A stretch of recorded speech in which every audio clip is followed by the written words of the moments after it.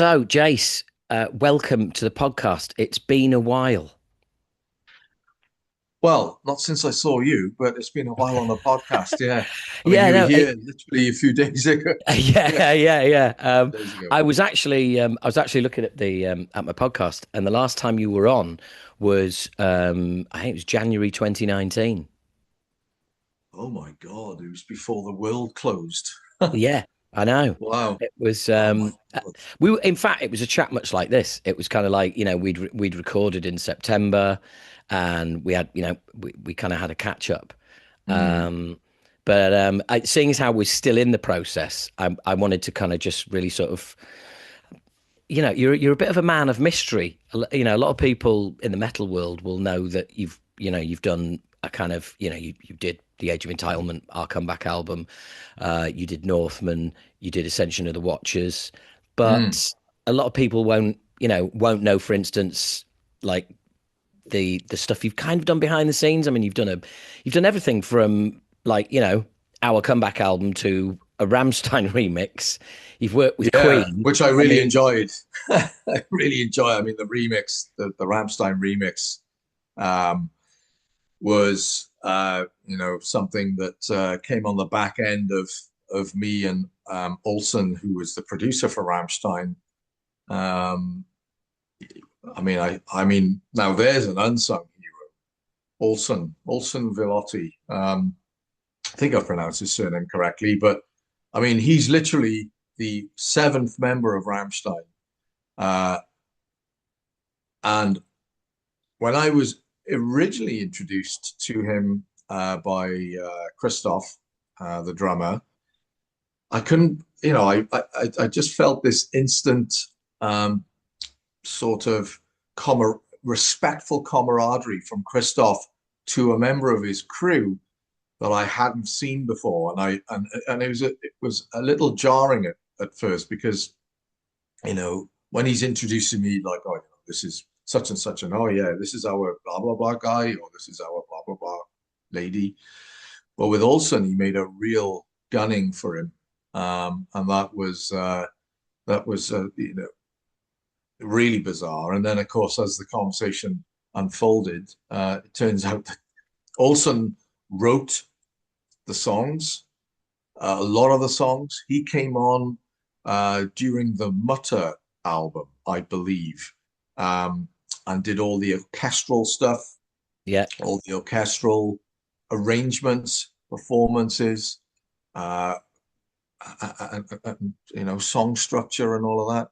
So initially started from that, going right the way through to writing the music, and that they, as Christoph said to me, they sort of take his command on where they go and where they navigate through a structure of a song, and then he does the production. So he does producing and mixing, and then he does their live sound.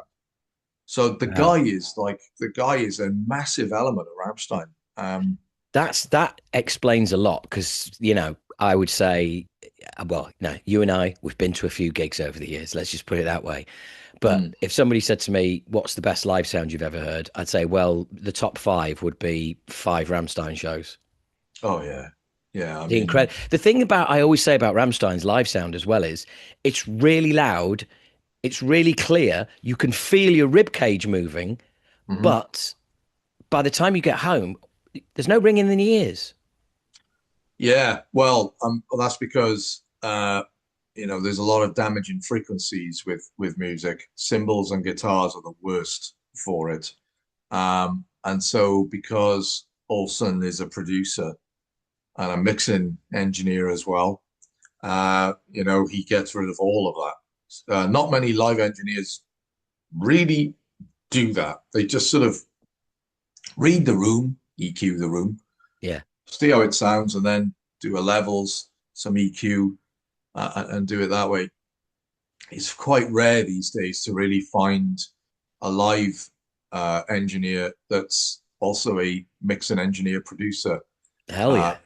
and so when you do have a mixing engineer, producer, songwriter, musician doing live sound, that's the best it's going to be.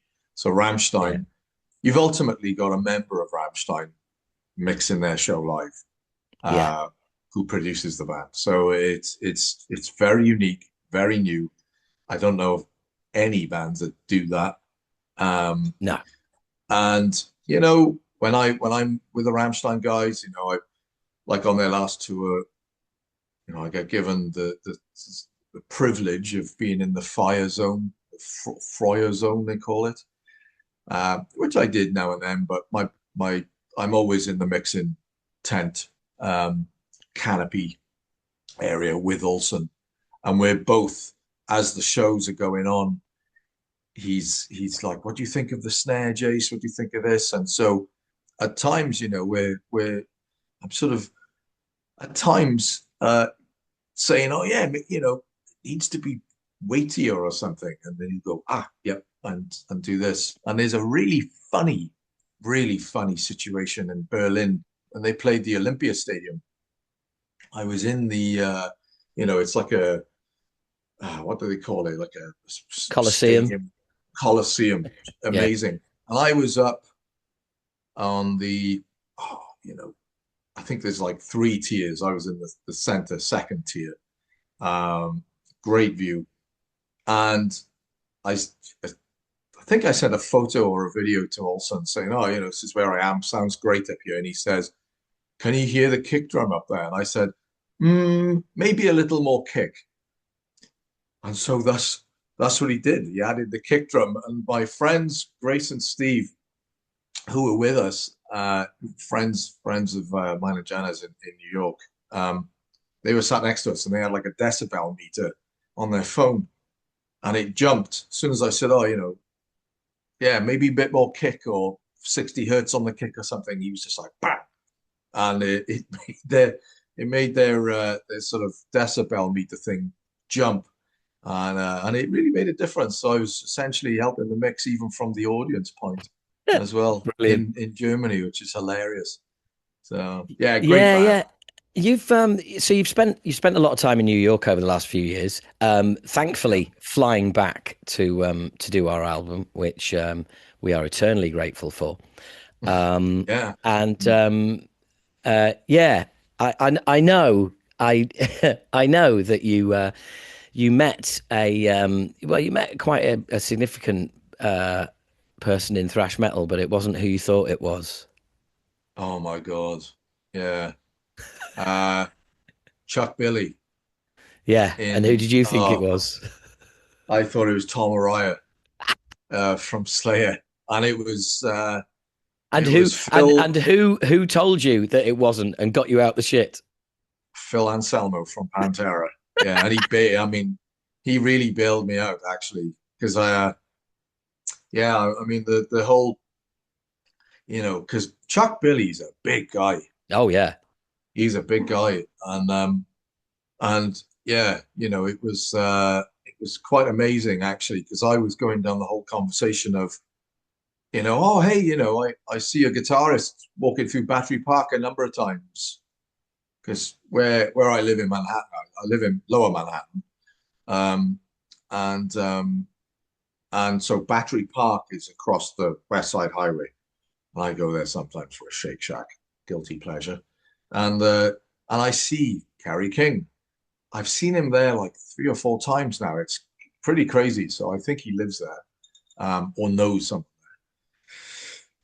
And I said to him, "Oh yeah, I see a guitarist, and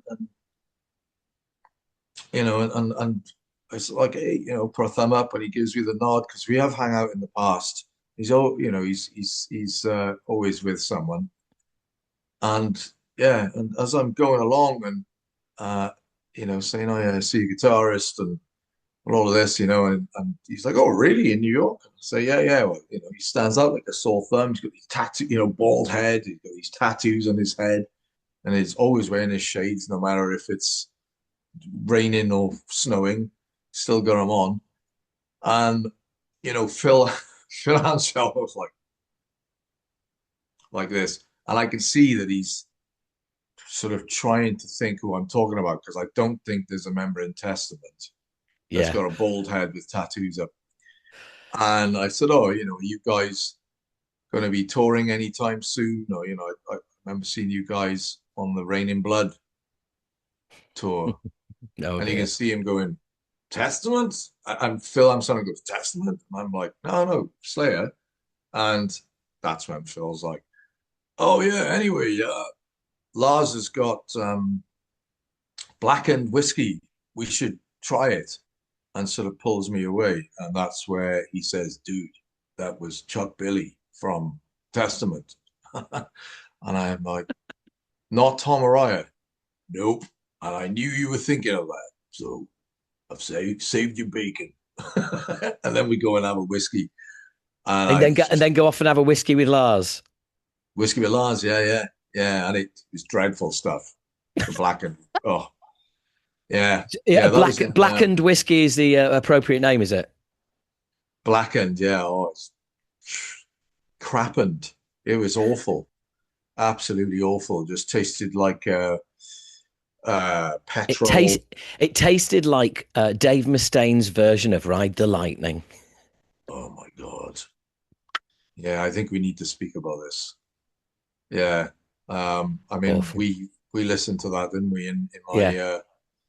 my in the kitchen area, and yeah, I was a bit. I think I think my question with that was why why do that? I get he had a hand in the writing and all of that, but you know, Yeah, he calls it sort of completing the circle.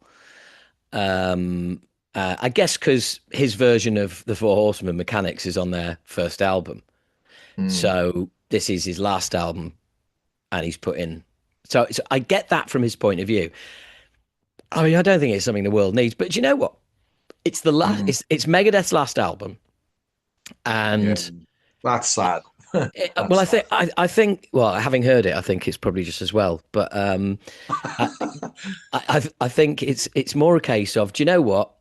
Whatever you think of Dave Mustaine, put yourself in his shoes. It's your last album. Do what you fucking want.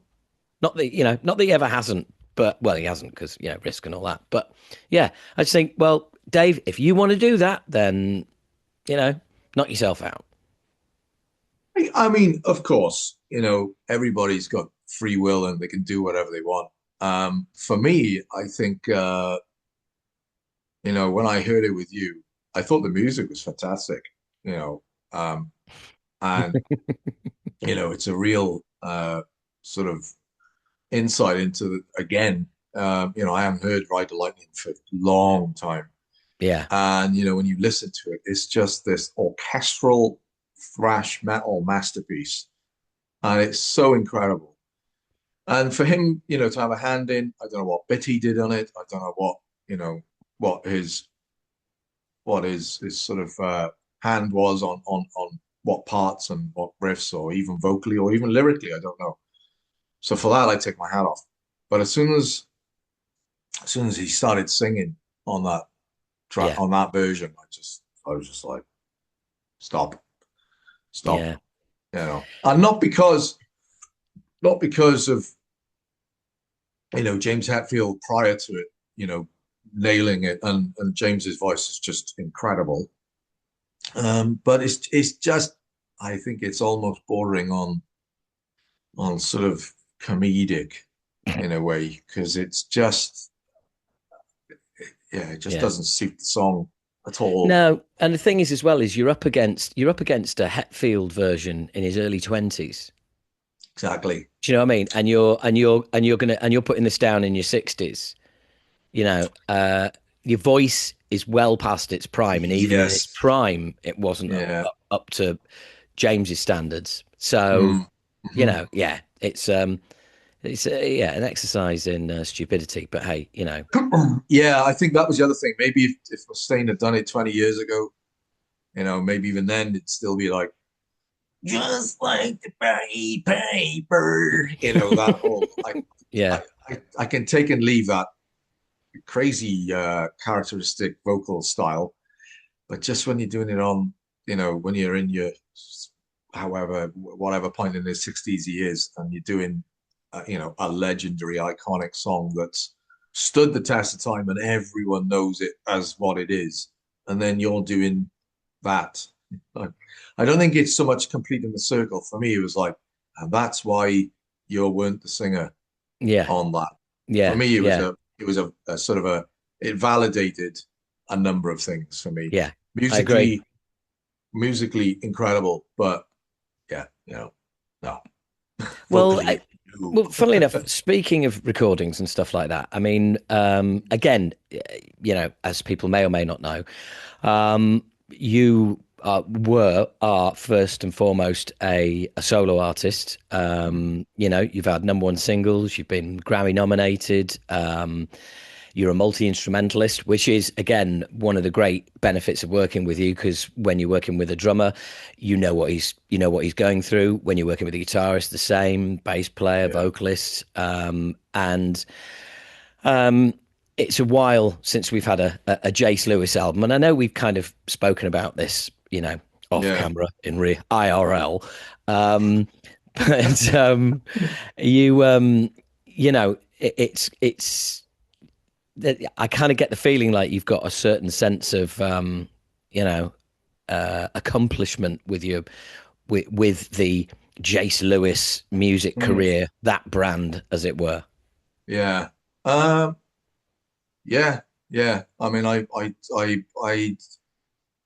feel, uh, I think, it's too often banded around the place success. How much of a success have you been?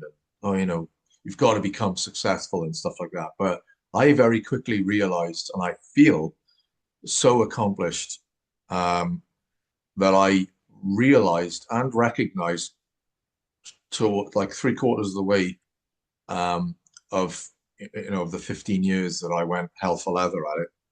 I realized that accomplishment for me was actually what it was that uh, was giving me far bigger a reward than people going, "Oh my God, look at you, with your with your top tens and whatnot, and your documentaries and number one singles. Look at that." And I felt awkward all the time when people, friends and family would do that. I just felt not undeserved, but I just didn't really care about it. In actual fact, didn't So care. it's not. I was going to say imposter syndrome, but it's not, is it? Mm. That's different. Yeah, I mean, I'd have to look into exactly what imposter syndrome is. Um, but for me personally, it just didn't matter, and it mattered. I realized it mattered more for those for friends and family and all of that than it did to me. I didn't Yeah, care about any of that. Uh, it was I wanted to meet and work with people that in in my world were gods to me. Were part of the building blocks of my musical obsessment. And people such as Brian May, Queen, Roger Taylor. There's not many people that have those people on their albums, and yet I have them on my albums playing music together with us. It's just uh, like I could never have ever have dreamt that that would have ever have been the case ever for me. And so that was a much bigger reward and a yeah, much more validating and talking about the circle is complete from Dave Mustaine. That was a complete circle for me yeah, because seeing the whole Live Aid thing happen, uh, was an enormous light bulb thing for me. And so to be then in the fan club when I was a kid, uh, and and then years later, I'm in the fan club booklet. They'd send you a booklet every month, and it'd just be about Queen and Freddie, and they would write a letter to all their fans and stuff that was printed inside the booklet. And then years later, I am then in the very booklet that I used to receive as a kid, except talking about working with Brian and Roger. That was an enormous completion of a lot of things for me, yeah. and it was a huge tick off a life accomplishment. I And look, I absolutely get that. I mean, my musical one of my musical idols is, Fish from Marillion, and I was in the Right. Marillion fan club, and then I just got to interview him, and then like we realized we had a mutual friend, and Mm. it became a sort of hangout. And a kind of like, he was like, oh, it's really good to meet you, and and that for me was like, oh my God. So to actually then work with those musicians as Oh, well. Yeah. yeah. Yeah. It's, and which sort of was the reason that sort of began to lean into me becoming a producer and working in a studio because I loved that creativity. I loved the bouncing off. Um, I know how to steer my own ship, but steering the ship for other creatives as well in my environment, but bringing the best out of them, I found that just so rewarding, more rewarding than being on stage, doing, and I've done some big shows, Hang um, on, hang on, Jace. The bit I've got to pick on there is like getting the best out of. I've just got this vision in the studio of you like on talk back with Brian May. Come on, Brian, sort your shit out. well, you dare ever say anything to Brian to, Yeah, I mean, exactly. Yeah, guys are it's like genius. producing Brian May. That was brilliant. I mean, maybe do Yeah, another one, but I mean, that's that's fine. that's the best take Yeah, I've ever heard. yeah. Anything else? No, no, just Yeah, that. Yeah, just that. I mean, yeah. But I was just warming up. No, no, stop you. yeah, That's yeah. brilliant. Oh, that was a mistake. It's all art, Brian. You know? No, I mean, yeah, and he's such a humble man. I stay in touch with him and always keeping him up to date with what I'm up to, and he helped with my proposal to Jenna, gave me advice on what I should do, and Oh wow. he's such a great guy, and so humble. You just not believe that this man is part of a group that really rewrote rock history and Yeah. sort of set it up for the modern rock that we have today. With Band of my youth, we had one cassette in the car as a family when we were going anywhere. On one side was Queen's Greatest Hits, on the other side was Day at the Races, yeah, and that yeah, just flipped over, flipped over, flipped over. yeah. You know, I think it was somebody asked me maybe in an interview that I did for the Queen thing because I'm on their website. I think I should still be there. And I did an interview with Nick, who's their PR guy, and they asked me what song it was that pulled me in, and it was. Do you remember the song "Keep Yourself Alive"? oh hell Like yeah. Well, two versions of which there are. I don't know why I said that like Yoda. two versions of which there are. Yeah, yeah, Yeah, yeah. not as a Jedi. Um, Sorry, I'm thinking of "We Will Rock You." What a dick. Yeah. oh right, Yeah, yeah. No. yeah. Fame. Yeah. So "Keep Yourself Alive" was on the Fame album, What a song. but it's that Yeah, yeah. I know. Yeah, and the phaser chorus effect that he's got on the guitar. yeah, I remember the old tennis racket thing with a kid in the bedroom talking about it the other day. That was me, yeah. with that.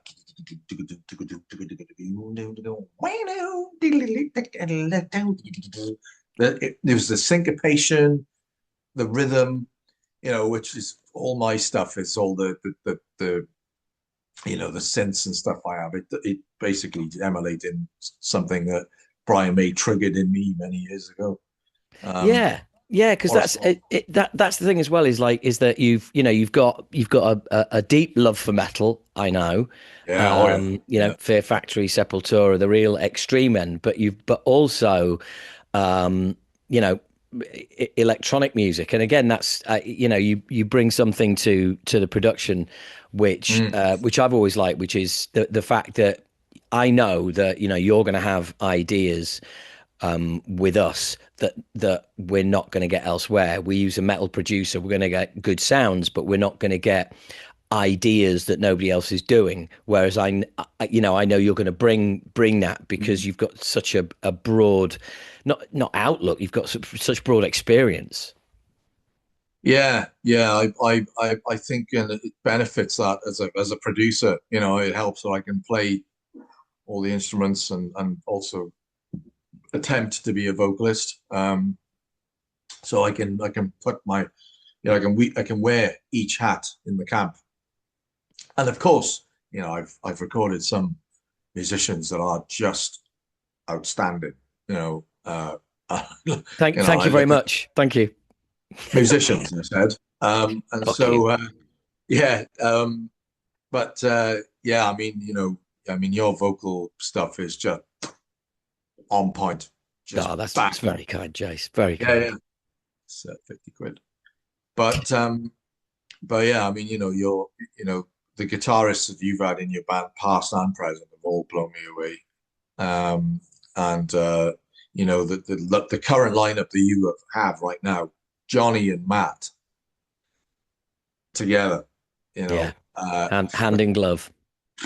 incredible. Yeah, absolutely incredible. It's been so easy to record them as well because they're just so on their game. Yeah. Yeah, I know. So I can't wait for people to hear this. In fact, I can't wait to hear it because yeah, we're not at a stage where it's it's finished yet. So yeah, but yeah. Well, but no, because going back to the whole production yeah, thing of like, yeah, dance music is in it. So, I use the stereo imagery of dance music to set the scene yeah, really in a mix. And then but it's quite ironic that I love that part of everything, which is a synthetic, spiky, digital fake. It's just emulated and pushed and distorted. And I love twisting sounds and making it into something else. And then I love organic analog, which is sadly now being lost massively because of the way that bands just haven't got the budgets and stuff. And it's just to coin a phrase from yourself, laptop metal. And I hate that. I can remember when I was initially listening to some bands years ago, I remember thinking, wow, that sounds so tight. And it sounds so tight and it sounds so present and poignant. But I quickly realized that there was just no movement in any of the mix. And it was just this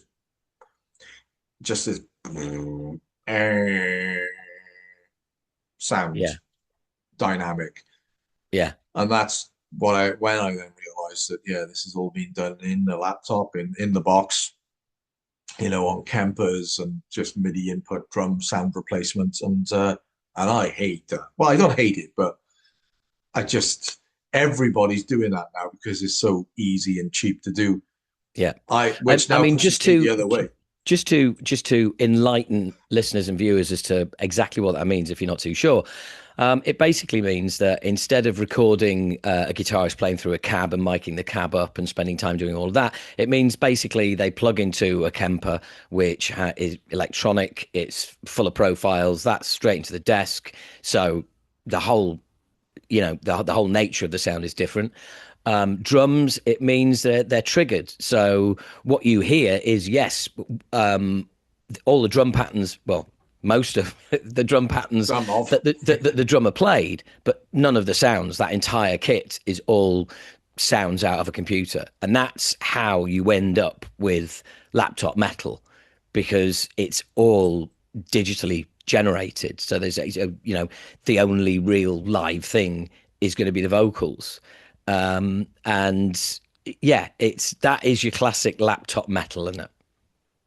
Yeah, yeah, and everybody's doing it, and that's why I think all these bands, these metal bands especially, sounds like they've got the same snare with the same guitarist, uh, with the same producer, and there's the album. There is no individuality in these albums. If you listen back to stuff sort of pre 2005, there is, you can hear the producer's touch or the mixer engineer's touch, and then the mastering and all that. But yeah, that's lost massively, more so now than ever.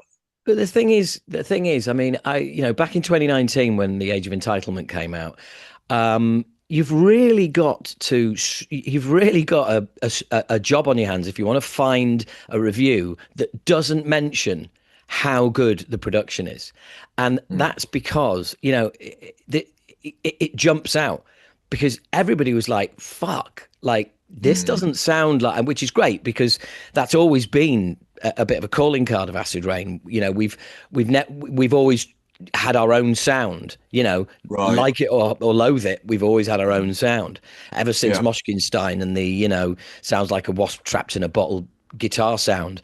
Um, you know, we did, it was uniquely us.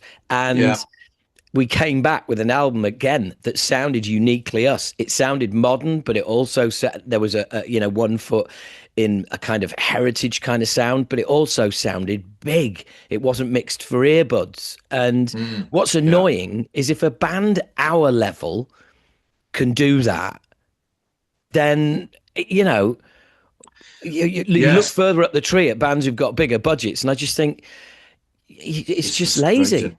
It's frustrating. Yeah. Unless of course as well, unless there's a label in there, saying like, no, these are the people we want you to use because we know how it's going to sound, you know. Well, it's kind of made the rod for the back because two things two things about what's happening there is the first thing is because of the advancing technology with all of these things to make it sound brilliant, solid with just a touch of a button without actually putting it through a preamp and finding out to sweep a frequency and saturate it with transformers.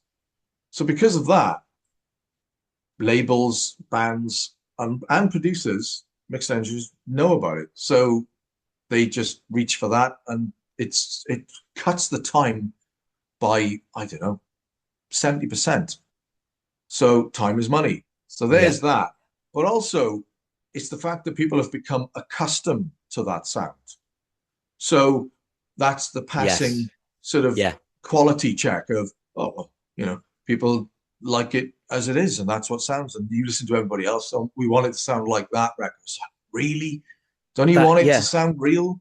And Music becoming a product that comes off a production line.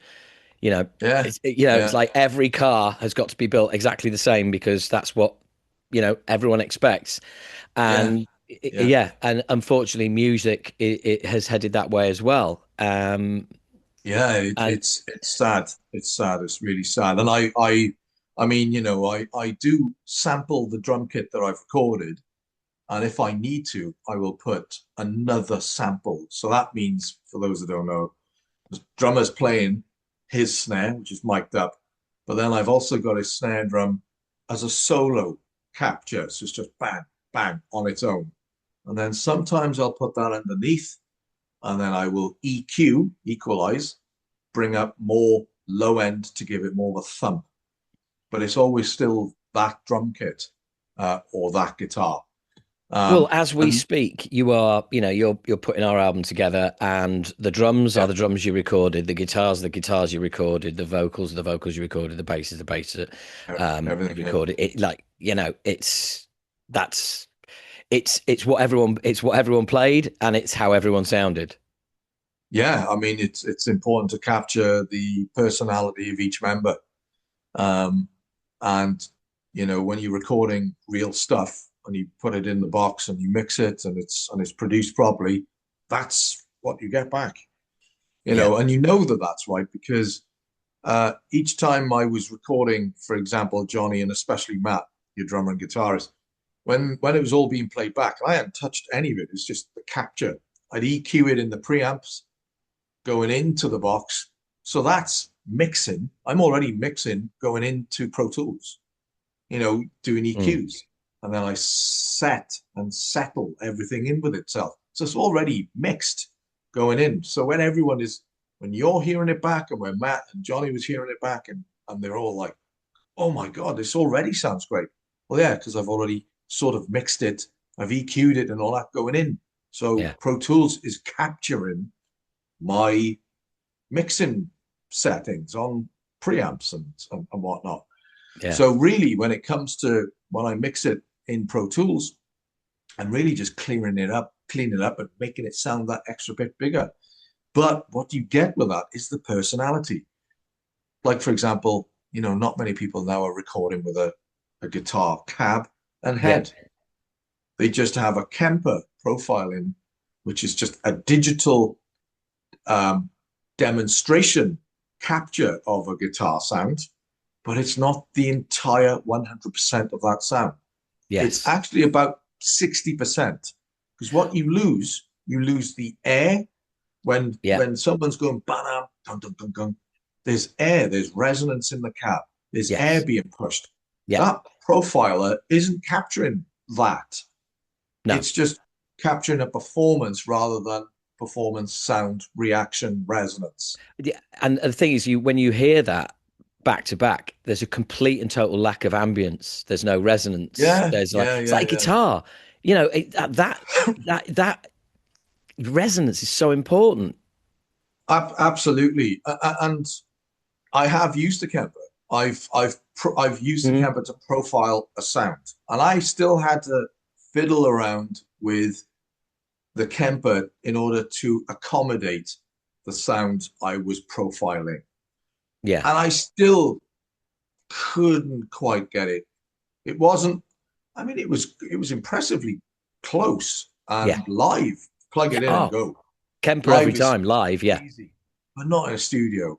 I mean, you know, there's so many multiples that aren't captured with that profiler. There's just so many, and me and a few other producers have done it. We've tried to like, right, let's see if we can carve it to sound just like what we've just got on the amp and cab through the preamps, and it's like, nah, it's about 60%. It just Yeah. it turns a 3D stereo image to 2D. That's the Yes. only way I can say it. Yeah. It's from that to this. Yeah. This photo, zoom in, and you've just got that bit. Didn't you have Matt playing through a one of Rammstein's guitarists' cabs? Yes, it's Or was it Slipknot? no, no, it's Richard's cab. Yeah, it's an oversized Mesa Boogie cab. Yeah, Which is awesome. I love because I'm a yeah. massive Rammstein fan, as you well know. So I did not know yeah, yeah. that. So yeah, as I climb out of bed and appear out of the bedroom in the morning wearing a Rammstein football shirt. Yeah. Yeah, yeah. Yeah, which is awesome because like I just think that's brilliant. It's Yeah, like yeah, Richard uses the Mesa Boogie dual rectifier head and cab. So this is the same. I mean it's a massive sound. It's yeah, just it's so a huge, beast. and it's an over. And I remember Matt when he came to the studio. He's like, oh, I'm bringing my cab, and like, yeah, bring it. Okay, I'll bring my Mesa cab, oversized. And I remember Matt. I got my cab and he said, oh, my cab's exactly the same with that, the same size. I was like, I think you'll find it's not. Like this is much bigger. And so yeah, he measured it. He measured his cab. And I could even look at his cab, which had just stayed in the back of the truck, in the back of his Jag or whatever. And I said, you can even tell it's a lot smaller. And it really does make it look so much smaller. This oversized thing, it's such a big sound. And I've Yeah. used it for years. I've used it for years, and I know all its sweet spots on the speakers, where I mic it, and how many mics I'll use on it, and I really go to town on the Yeah. whole thing. Yeah. And Matt loved it. That he was every time we would hear the song back, it was just, my God, it sounds so big, and it's moving, and you're Yes. capturing the personality. Yeah. You know. Yeah. Um, Absolutely. I mean, such a good player Matt is that when he was playing, performing, he's quite a very clinical player, Yeah. very clinical. So I would have to like punch the back of the guitar and shake it just so I had variance in the tracking. So tracking is one guitar each side. So basically, And what you're saying is that if you had him sat down, um, playing, double tracking a rhythm, the two would be too good. There wouldn't be enough Yeah, sort of variance in the two they'd just takes. be they'd be like a Yeah. flat line. So when and when it was like doing the big chords, I was like grabbing in, going. So it's like Just shaking it. just shaking it a bit, grabbing the headstock, shaking that, just to put movement in the mix because that's what I want. I want that personality. There's You one see, the song thing here. is that is exactly what a lot of metal producers and laptop metal seem to be trying to get away from. It's which I Yeah, don't understand. It's like this artificial uniform mm, sound. This yeah, yeah, and it's just like why would you want to get away, especially when we're up against fucking AI. Do you know what I mean? It's like yeah. But why would you even want to lean into the technology for fuck's sake? yeah, and even AI. I mean, that's another subject. But Yeah, yeah, it is. yeah, I think the Deftones of every Deftones album I Oh, can they nail it because dude. you can hear Steven like or Chino really pushing in that. What you have just named for me probably the single biggest underrated riff master in the Oh, whole of metal. 100%. 100%. Yeah. Dude is incredible. You listen to some even now, even this deep into their career, there's Mm. crushing riffs on Yeah. every Deftones album Yeah. that you're Yeah. just like, wow, this guy is still killing it. There is an album they brought out. God, I think I don't know how long ago it was now, maybe 10 years ago, called Koi Wan something. Oh, it's Uh, like massive riffs. I think, everyone keeps going on about White Pony album and all of that. And I love those records. Don't get me wrong. They're amazing. But Yeah, that Koi Wan, whatever it's called, is an absolute masterpiece. Masterpiece. yeah, It's on the production masterpiece. Absolute masterpiece. yeah, It's not even a very first thing people will notice with it is that it's not a very loud album. You play it compared to Architects or something like that, and they're like, but you put that, Koi no Yokan, which is 14 years old, came out in 2012. oh my God. I Yeah, know, so there you I go. know. I remember, so 2012, that makes sense because I remember being on tour around Europe for months and I had that album on all the time. And it Yeah, was incredible. The production's incredible. Everything about it is beautiful. I think it might have been produced by Terry Date uh, as well, I think. But the riffs, the songs, the production, absolute masterpiece. yeah. Masterpiece. Yeah, no, it is as well because the weird thing is I'm looking at the song titles now, and none of them jump out at me. It's like, Mm, do you know? There's no whole of the earth on this. It's like it's almost like there wasn't a single. It's really, yeah. yeah, It's an album. It's a yeah, masterpiece album. It's like watching a movie. You've got to sit through it from yeah, start to finish. You just put it on. It's a bit like The Revenant, you know, the Revenant movie. You sort of, you just remember it as an incredible movie. But yeah, what also stands out about The Revenant as a movie is the fact that the soundscape, the less is more, the beautifulness that they've filmed The Revenant. Yes, you've got scenes, but you just remember it as a glossy, incredibly well made masterpiece in its entirety, rather than, oh, do you remember this scene or that scene? It's yeah, just, and so that album from the Deftones is very much the same for me. I yeah. just remember listening to it from start to finish, and it's the whole way through. It's just immense, And immense. the thing is, as well, is I don't know about you, but I kind of I think this is true of all bands. there will be, when you're on tour, there is an album that Yeah. all of a sudden, like people will go, "Oh, let's have a listen to this," and it's like after a few songs, someone's like, "Oh, can you skip?" And all of a sudden, somebody will have like an album and go, "Oh, let's have a listen to this. Let's have," and everyone just goes, "This album's really cool," and Yeah. everybody Yeah. just kind of tunes in to one album that becomes the album of the tour. Yeah. Yes. Well, that was that that album from 2012, I think, on all my tours that I was doing, because I was really, really mental active from 2009 up to 2017, 18. So, I had a good,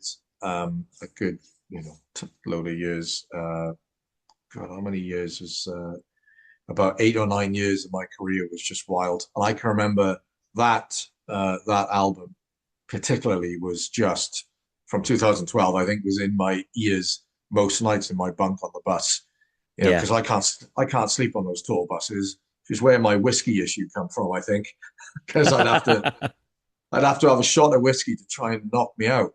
Because, as beautiful as these buses are, you got a living room at the top, the double deckers. So you got a living room on the bottom, you got a living room at the back, at the top, and sometimes at the front, depending on what bunk number bus it is. And they just all shake and wobble and bumps. And so I'd have to listen to that Deftones, have a shot of whiskey or two or three, Hmm. and have that in my ears and go to sleep. Yeah. And that did it. It wasn't my bedtime album, but I became so used to it. I played in the background of my head because I just loved the textures of it and everything, the songwriting, the riffs, Yeah. incredible. Yeah, so big up for Deftones for that. No, it's one for me was Mastodon, Emperor of Sand. Oh, Um, okay, yeah. yeah, that was one where like we all just kind of went like, "Oh, right, yeah." Well, Mm, it's the new Mastodon, and someone later on would be like, "Oh, what's this playing?" yeah, Oh, it's the new yeah, Mastodon. You're like, "Oh, it's good, isn't it?" And yeah, it just you never get tired of it, you know. yeah, yeah. Mastodon, yeah. Never really been into them. Played football with them. We Oh, all played hello. football. Yeah, You yeah. dropped something there, mate. Oh yeah, it was a Oh, name. well, let me just get my dustpan and brush. Oh, there it is. Yeah, for Yeah. your podcast. Yeah, yeah. Thank you. I played football with them in Cologne, Germany. We were both. I think I was playing the underworld, no, underground in Cologne, and they were playing some other place. And our buses were parked right next to each other, All right. and all of us were like, "Ew, who's in that bus?" And you could see their curtains like, "Who's over there? Who's that?" And then we saw them kicking a ball. I think it was the drummer or guitarist and the singer bass player kicking a ball around, and then we just jumped out there. Me and the bass player called Matt just went out there and started playing football with him. And then lo and behold, for a friend roll up, who are very good friends of mine. And it was just really odd. We were all together in this, and yeah, just a flash of. That's the only memory I have of Mastodon. He's playing football with him. The only member I have is we bumped into Bram, the drummer, backstage at Bloodstock, and we were headlining the Sophie tent, which means we were the last band of the night. They were headlining the main stage, and for a laugh, like it was like, "Oh, hi, yeah, yeah," and I was like, "Oh, thanks for supporting us tonight." And he kind of looked at me like, "What?" I said, "Well, you're closing the main stage, and then warming everybody up for us, and then we're closing uh, the second stage." And he was just like completely confused. After a few minutes, we realised he was like out of his face. So that was. So there's this. Yeah. So we literally did this photo shoot with the whole of Acid Rain and a really confused looking Bran from Mastodon. Oh my God. Yeah, they've only just lost their guitarist, haven't they? Yeah, well, yeah, they parted ways with him, and then he parted ways with the earth. Jesus, a I motorcycle know. accident from where I remember. Yes, Yeah. and it also turns out it was completely his fault. Oh no. Yeah, Oh, yeah, bloody hell. Oh bummer. dear. I know. Yes, that's a shame. Well, still, great talent gone. So, Yeah, you know, I know, and there's a lot of that going on. But let's not. let's not. I'm going back there in in April. Yeah, so I've got a lot to look forward to.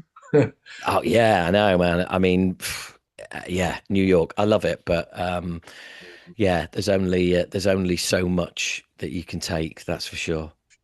Which But is why I love coming back home. I mean, this is my home here in Wales, and it's my old family home that I bought. I grew up here, and I love it. And I know all the neighbors; they know me, and it's just yeah, it's very special. This place to me. yeah, Every time I come back, it's just you know amazing. I got so many amazing memories here, and the fact I own it and it's been renovated. I've spent thousands on it doing it up, and it's it's a lot bigger and all of that, but it's just got something magical. Dave Prowse would be here all the time, sleeping in the spare room on a single bed.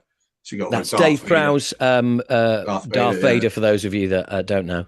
in the room that you were staying in, actually. Yeah, yeah, But but it was I fit in the bed though. well, I'm not going to go into that, but but but yes, it's just throw you in the hamster cage. But Yeah, yeah, yeah. but yeah, Dave. I remember Dave came here the first time. I said, "Oh, here you are, Lord Vader. Your bedroom." He's like, "That's a single bed." Yes. Well, I'm 6'5". Yes. Welcome to Wales. And sometimes I sort of like, "Oh, are you awake, Dave? Yes, come in." And you just see these huge feet hanging over the end of the. It was Fucking hell, comical. Yeah, comical, really that's funny. insane. So it's things I've had things like that here as well. It's just we've got Darth Vader here, we've got Joe Frazier, the boxer, loads. Acid Rain's singer Howard. There you go. Yeah. Yeah. Not Joe Calzaghe because, of course, he doesn't live too far away, so he wouldn't have to stay over. No, no. I go to his. Yeah, I'll be seeing him next week actually. But yeah, Oh, say hello he's for me because there's somebody else I'm a massive fan of. You've never introduced me to. So that's oh really? Rammstein. That's Rammstein and I mean, Huh. come on, stand up. If you're a stand up, then for my money, if you're doing stand up, you need to watch boxing and you need to listen to boxers because of Mm. that focus, because of that. You can have a huge team around you, but at the end of the day, get out there. You're on your own. Oh my God. You Yeah. know what I mean? I mean, And it he's a and warrior. but Joe is a warrior. it's those mindsets. I mean, don't get me wrong. There's a big difference between going out. But you ask any boxer if he wants to go out and try and make 200 people laugh, and he'll go, "No, fuck you, no chance." And if you ask any comedian, "Do you want to go out there and have your head punched in?" "Fuck you, no chance." But there are huge similarities, you know, because ultimately, yeah, it's do or die. And I always like whenever performers get together, whether it's like actors, singers, blah blah, and Mm. comedians, all Hmm. the performers go, "And what do you want to do? And what do you do?" "Oh yeah, I'm a comedian." And all the other performers go, "Yeah, fuck you. Stand up. You're Yeah. mental. You're Yeah. mental. You go and stand over there." And when you get sports people together, footballers, cricketers, basketballs, whatever, what do? Boxers get punched in the face. Fuck off. Go and stand over there. And it's Yeah. those. It's the, I mean, I think with sports people, there's another mind frame there because it's not a performance. Well, it Yeah. is, but it's the competing aspect of it. They are competing to The, win. the performance is a byproduct, like the performance element Is is a Yeah, byproduct of what they do anyway. their quest for winning, that mindset of quest for winning, the competitiveness in them. And I've seen it in a number of It really is something else. And Joe is probably the most humble, by far the most humble person I've met in as a sportsman that won it all, undefeated, won all the belts, Yeah. and retired on top. 46 fights, zero losses. Oh, and Oh, it's ridiculous. incredible. And you know what? This is you go on YouTube now, and this is the beauty of like a lot of sports people don't get the credit they're due when they are Mm. around. Hmm. Yeah. And Joe was a classic example of that. A lot of Americans called him a slapper, didn't, yeah, as in he Yeah. slapped more than he punched. Said Yeah. that, like, yeah, he's really fast, but his punches, he doesn't have the power. And over time, I would say now, right now, he has more respect in the world of boxing, especially stateside, than he ever did when he was actually fucking fighting. Yeah, it's quite sad. I've seen some of those. Like a fight will come up as a memory on Mm, social media or yeah, something, and then and then you just see these comments about fighting bums and just people that were retiring or past their peak, uh, and he's just a slapper. I mean, he had a broken hand. He really broke his hand very dude. badly, Dude, so he I couldn't. remember that fight because that was his fight on ITV.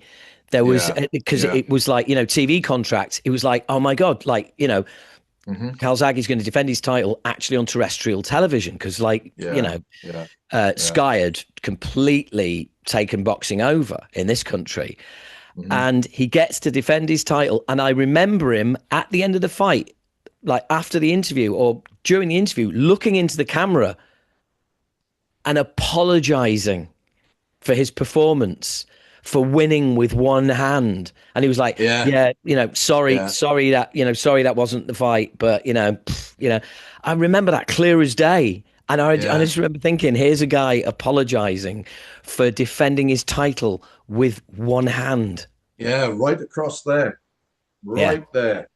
If you look at Ouch. his hand now, That's right across the middle of the hand for listeners. so imagine that's the center of the hand. His hand Yeah. is like that, Ugh. and it's like that It there, flopped over. yeah, it's broke.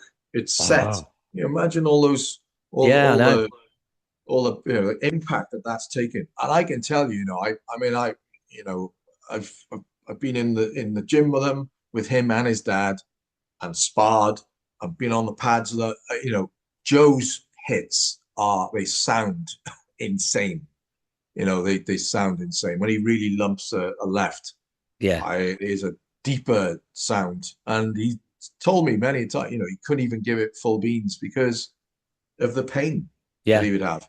So sadly, all his fights after that were not many knockouts, if any, actually, towards the end. Mm. But as a clinical boxer, he just ground them down. And I think one of his most famous is with that Jeff Lacey from Well, to America. beat Jeff Lacey, basically a shutout, Destroyed him. wins every round, Yeah. and like the Americans were basically saying, right, this is when Joe Calzaghe Mm. finally gets found out, Yeah. boxed Yeah. Lacey's head off, and I Oh, remember seeing an fooled him. interview. I remember seeing an interview with Mm. the great Sugar Ray Robinson the following Yeah. day. Yeah. And him saying, well, I kind of tuned into the fight because Lacey's a big noise and all the rest of it. And he said, I didn't really know a lot about Joe. And I certainly couldn't say I was a fan, but I can tell you, I'm a fan now. That was Oh, incredible. And I was he like, schooled him. check that out. That is Sugar Ray Leonard right there. Well, You if know, I'd known you were a big Calzaghe fan when you were here, you would have. I've got the shorts. I've got the shorts of oh, that what? I could fight. have worn them. Well, I mean, if you're into that, then I guess, yeah, smell the crotch area if you like. But yeah, I mean, I've got them, and he signed them, and they're from the Oh, Jeff Lacey man. fight. Yeah, yeah, and he gave me a pair of gloves, which I gave to my friends in New York. One of them's hanging up in O'Hara's bar, Lower Manhattan. right by the Twin Towers Memorial, and you'll see a Joe Calzaghe glove signed to O'Hara's hanging up there, which is my church. That So place, if I love that. anybody thinking of going to New York, make sure you check out O'Hara's and have a look at the glove, and you know exactly That's the right. story behind it. O'Hara's, Greenwich Street, Greenwich, yeah, Lower Manhattan, yeah, Cool, legendary man. bar, legendary, yeah. That's the weird thing, though, isn't it? It's like, you know, I compare like stand up there and boxing, but it's like the thing that the thing that amazes me is like the work that goes into one night. It's almost like, you know, as a band, Mm. you know, rehearsing months and months and months to do one gig, and that's it. Yeah, yeah, You know, and yeah, then and yeah. then and then you don't have another gig for like 6 7 months. Mm. You know, and you Yeah. take some time, and then it's just like, oh man, the focus, but also that expression that they use in boxing as well, which you can have a fighter who's incredible in the gym, Mm. but can't do it under the lights. It's Well, always yeah, the, yeah. you know, Well, and red light it's almost syndrome. like the musical equivalent of like a great live guitarist or a great live drummer, and you get them in the studio. Ah, Yeah, well, I've had that many a time. I haven't had it, but I've had people that have come in, you know, sometimes the singer and, drummers as well. And the weird thing with drummers is that I've had bands say, like this bravado sort of, oh yeah, you wait until he hits. mm. True, just you wait, and how tight he is, and Our you don't drummer's need a clicks. beast. He's an animal. I've had it all the time. And then, they play and I cast no judgment, and then they play and then I'm like, Yeah. you know, You're going to be it's fixing that, I'm going to be fixing, not mixing. Yeah, yeah, yeah. man. So, yeah, so Well, that's look, Jayce, it's always a pleasure. I don't want to keep you too long because you know you need to get back to working on our album. TikTok, yeah, yeah, yeah. Split spots, yes, yes. Yeah, but yeah. don't go anywhere because I do want to have a quick chat. But look, thank you so much for doing this. I really do appreciate it, mate. No problem.